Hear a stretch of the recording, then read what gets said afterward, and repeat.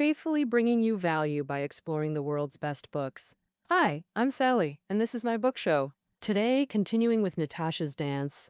In the last episode, I covered two key years for Russian culture, 1703 and 1812. The first injected Western European influences, while the second pushed Russian nobles to rediscover their roots, adding traditional genes. So in this episode, I'll uncover the three big genetic codes of Russian culture. First up, the first genetic code. Intellectuals embedding themselves in rural life, constantly drawing inspiration to forge a unique Russian national culture. This all traces back to the Decembrists. After the uprising failed, 500 members were arrested, 5 were executed by hanging, and 121 were stripped of noble titles and exiled to Siberia. The Tsar saw this as a harsh punishment, but for the Decembrists, it was a form of tempering. Before, they sympathized with peasants, but as nobles, the social gap was huge. Now, the Decembrists lived side by side with peasants, even becoming part of them, which deepened their grasp of native traditions. A key figure is Prince Sergei Volkonsky. For joining the uprising, he lost his title and wealth, exiled 6,000 kilometers to a silver mine on the Sino-Russian border for hard labor. Volkonsky started engaging with peasants, speaking and thinking like them. Exiled for over 30 years, he changed profoundly in both looks and mindset. He ditched the refined life, becoming rugged and strong, able to joke and chat with peasants. He also grew convinced that early reform was essential to give land to peasants. You could say Volkonsky turned his back on the nobility, fully embracing peasant ways, earning the nickname Peasant Prince from the locals. Volkonsky also found that peasants had an innate love for fairness and equality, showing him that the hope for changing Tsarist rule and advancing Russia's political future lay with them. Volkonsky's story was deeply inspiring, so naturally, young nobles saw him as a role model and his ideas took root. Tolstoy was one of them. Tolstoy was born in 1828, after the Decembrist uprising. 3 years later, turns out he was a distant cousin of Volkonsky, so Tolstoy grew up hearing about the Decembrists and was totally drawn to them. In 1859, Tolstoy met Volkonsky, which really deepened his admiration. Later, when writing War and Peace, the main character was named Andrei Volkonsky. That was Tolstoy's way of honoring his idol, and his works are filled with sympathy for peasants. For instance, Levin in Anna Karenina is a serf owner who pities serfs. In Resurrection, the hero Nekhludoff deeply regrets seducing the serf girl Maslova in his youth. Tolstoy wasn't just talking, he really walked the walk. As a count, Tolstoy had estates and serfs. Could have lived easy, but he spent his life stirring things up. Tolstoy built over 10 schools for peasant kids, helping them change their fate through knowledge. He also tried to lighten the load on serfs. In 1861, Tsar Alexander II abolished serfdom, giving serfs civil rights. Tolstoy jumped right in, giving away a big chunk of his estate land to serfs.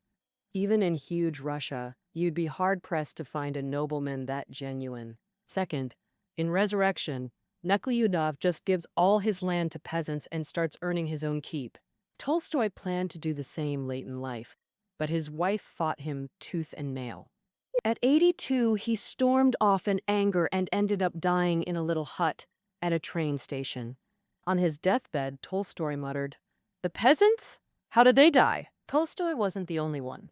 After serfdom ended, a populist wave rose among young noble intellectuals. They called themselves narodniks, thinking nobles were born guilty because they exploited folks and lived high on the hog.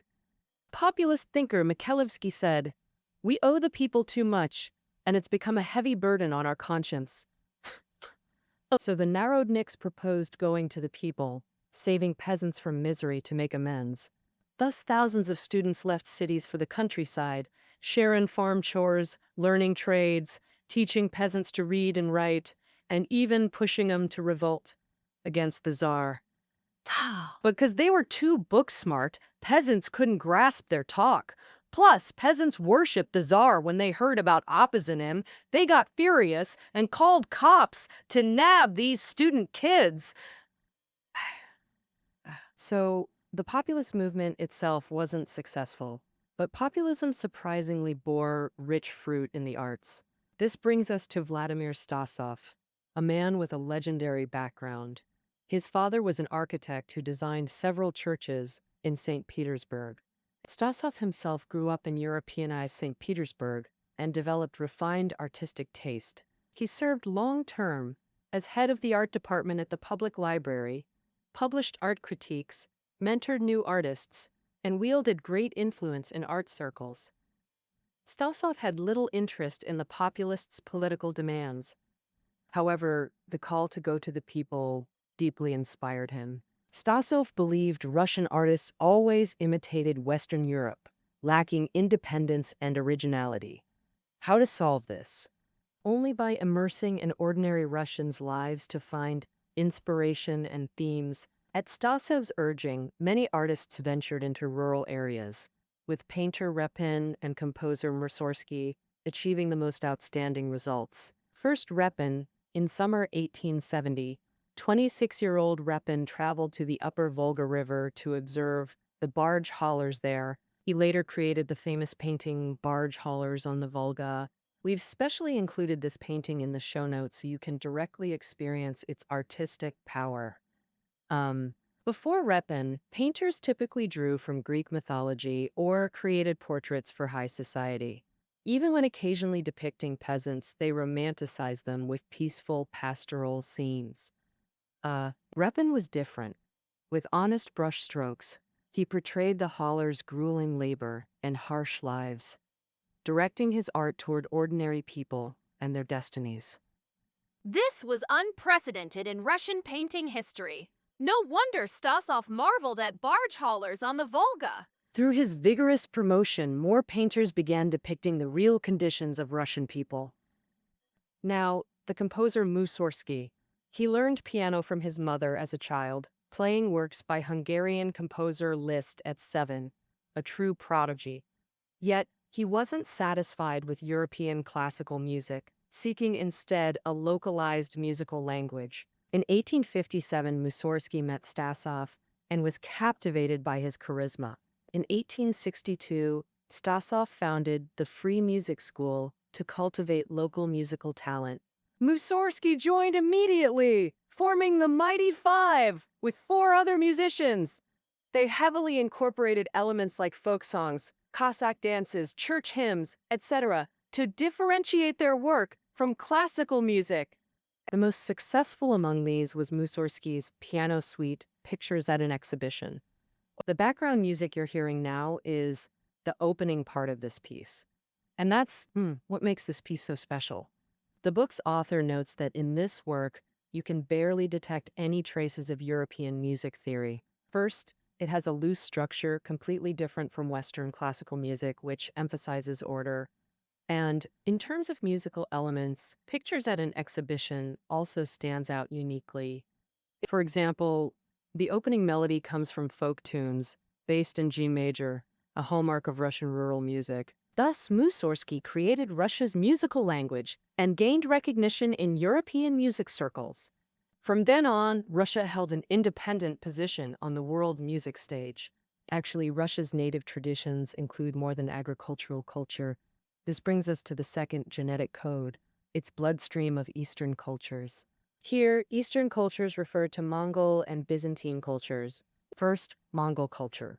In 1237, Mongol cavalry raided Kievan Rus, capturing nearly all major Russian cities.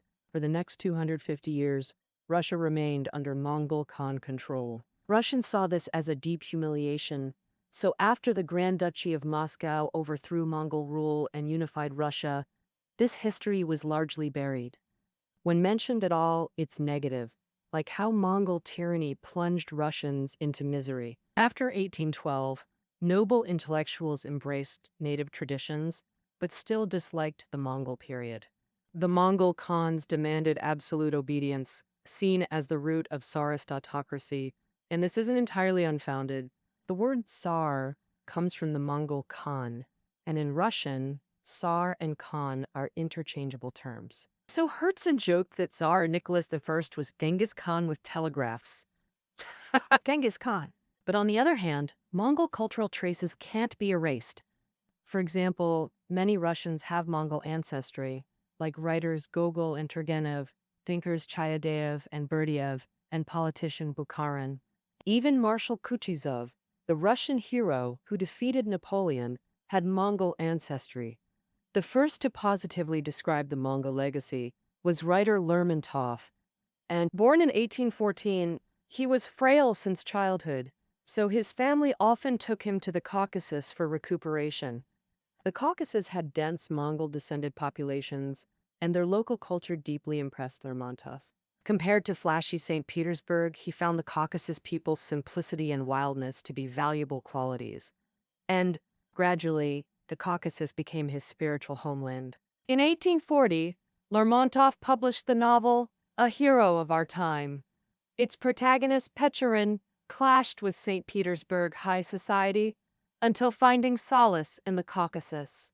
This plot implies Lermontov's belief that Mongol culture, not Western European, truly permeates the Russian soul. For ages, this view wasn't accepted by mainstream society. But by the late 19th century, as Russia expanded into Central Asia, more saw Eastern cultures, including Mongol, as integral to Russian identity.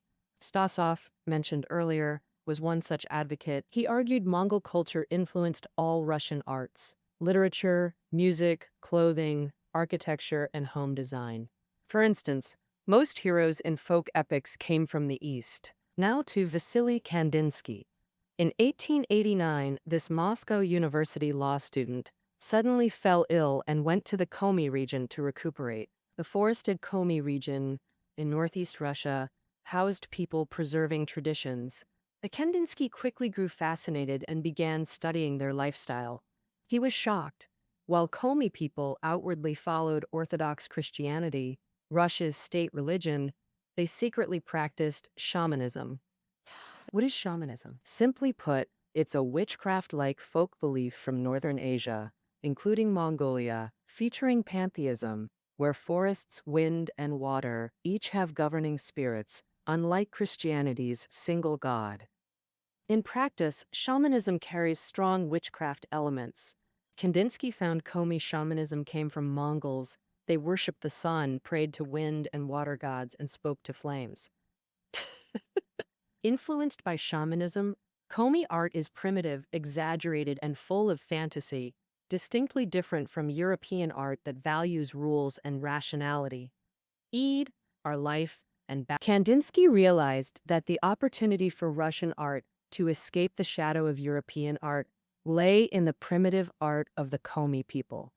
After returning to Moscow, Kandinsky picked up his brush and began experimenting.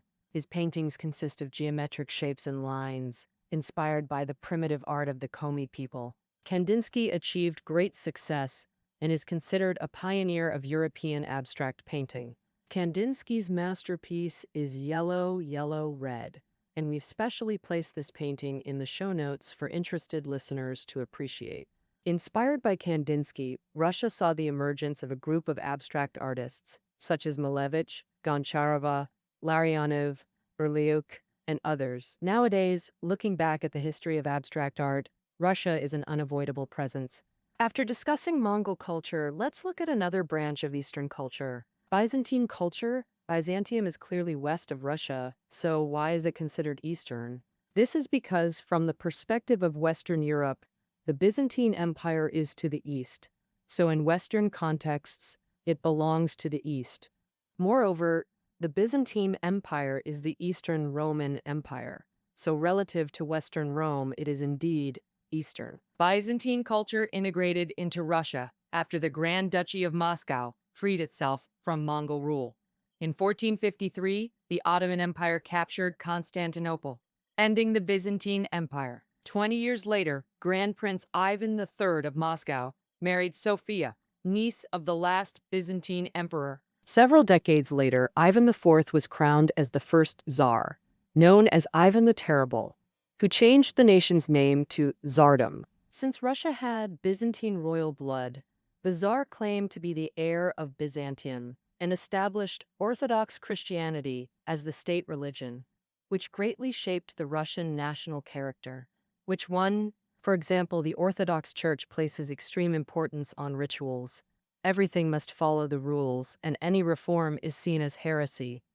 This fostered conservatism and stubbornness among Russians, and the Church strongly emphasized order, believing that who is noble and who is a serf is decided by God and unchangeable. The Tsar's authority comes from divine right and is absolutely unchallengeable. This ideology upheld the Tsar's autocratic rule. So, Russian intellectuals have long resented the Church. Tolstoy often criticized its dogmas, and their disagreements intensified. So, In his later years, Tolstoy was excommunicated by the Church.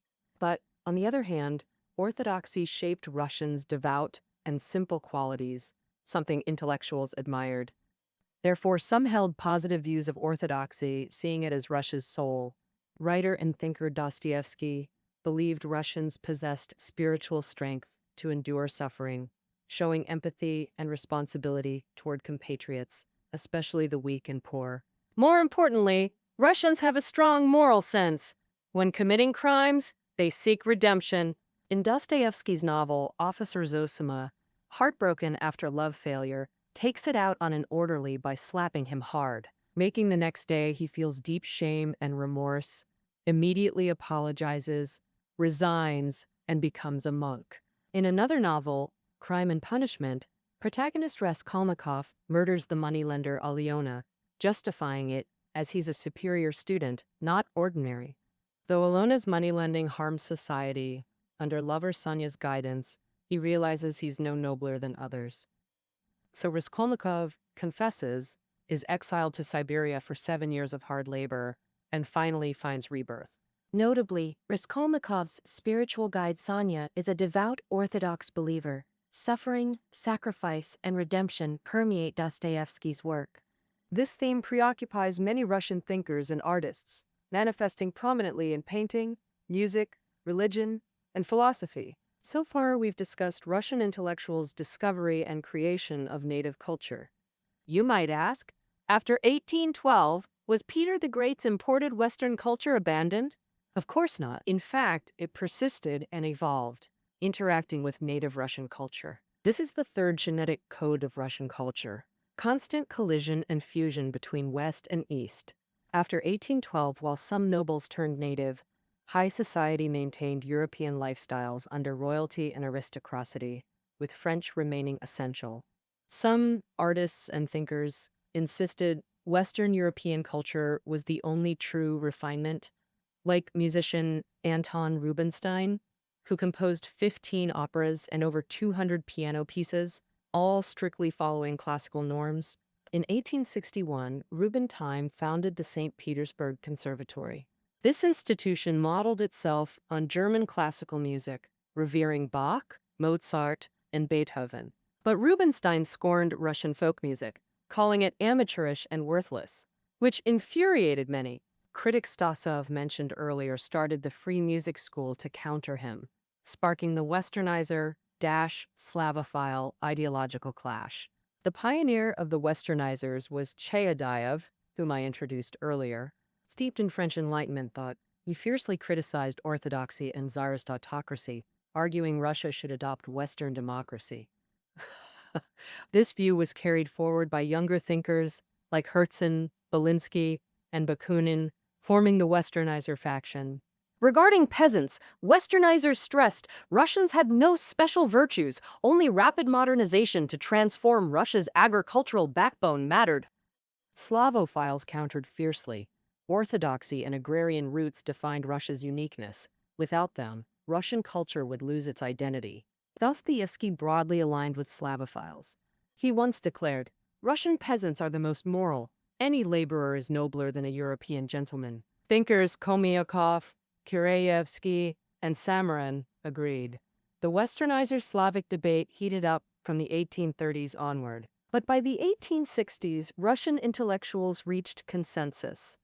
Politically, learn from the West to reform Tsarist autocracy. Culturally, Don't sever traditions. Pursue fusion. Russian ballet embodies this East-West cultural fusion. Ballet originated in Italy, arriving in Russia under Peter the Great to great popularity. Yet, by the late 19th century, European ballet declined, with no new works emerging. While the West dimmed, Russia shone, entering ballet's golden age thanks to Tchaikovsky and Diaghilev.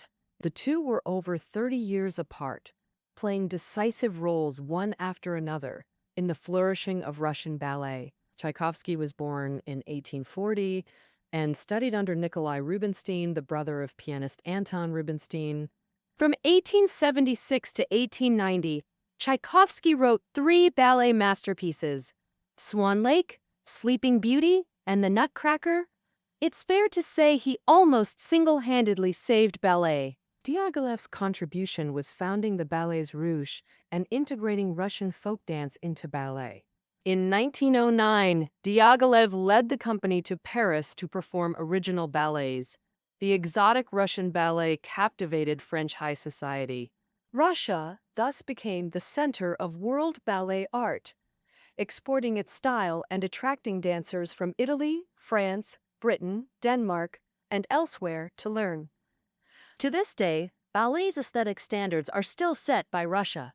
And it's not just ballet. Around the turn of the 20th century, Russian culture blossomed fully, with world-influential thinkers and artists emerging in traditional fields like literature, philosophy, music, painting, and architecture, plus masters in emerging art forms. For example, in the newly born field of film art, the master of acting theory Stanislavski appeared. The acting system he outlined in his book An Actor Prepares remains vital today, and montage techniques by directors like Eisenstein have become fundamental film methods. Moscow was a hub for avant-garde artists who interacted with Western European Expressionism and Dadaism, creating unique Russian avant-garde art. From 1917 to 1929, about 3 million Russians immigrated to Western countries, including many cultural figures, such as musician Stravinsky, writer Nabokov, religious philosopher Merezhkovsky. They spread Russian culture globally. They absorbed local cultures, renewing their work, while intellectuals who stayed in Russia upheld their beliefs and innovated. Their representative was the poet Akhmatova. Akhmatova was born in Odessa in 1889. In her teens, she moved to St. Petersburg. In her youth, she lived a noble life and held cultural views closer to Western Europe. And her early poetry was influenced by symbolism, appearing mysterious and elusive, but deep down, Akhmatova remained a patriot. After the October Revolution, peers like novelist Bunin immigrated, halting literary activities in Europe and America. Akhmatova's life fell into hardship, but she refused to leave, declaring, "For a poet to abandon Russia after 1917 is criminal. I must share my people's joy and suffering." During the Great Patriotic War, Leningrad, formerly St. Petersburg, was besieged by German forces. To boost morale, authorities invited Akhmatova to deliver a radio address. In her speech, she inspired citizens with tales of Russian heroes like Peter the Great, Pushkin, and Dostoevsky, while writing poems to encourage frontline soldiers. By then, she'd shed symbolism. Her language became clear, powerful, and beloved by Red Army troops. From that moment, Akhmatova's poetry voiced the Russian people's soul. As she said, "Millions cry out through my voice," earning her the title Moon of Russian Poetry. This moon also drew a profound close to Russia's dazzling modern culture. Finally, I'll end with sacramental weight. I'll end with Akhmatova's prayer for all Russians. Let me drink life's bitterness to the dregs. Choking fever, insomnia, take my child friend's mystic gift, enduring these harsh days. At your Mass, I pray, may clouds over dark Russia become radiant auroras illuminating Natasha's dance. That concludes our reading. Find show notes below the audio. See you next time.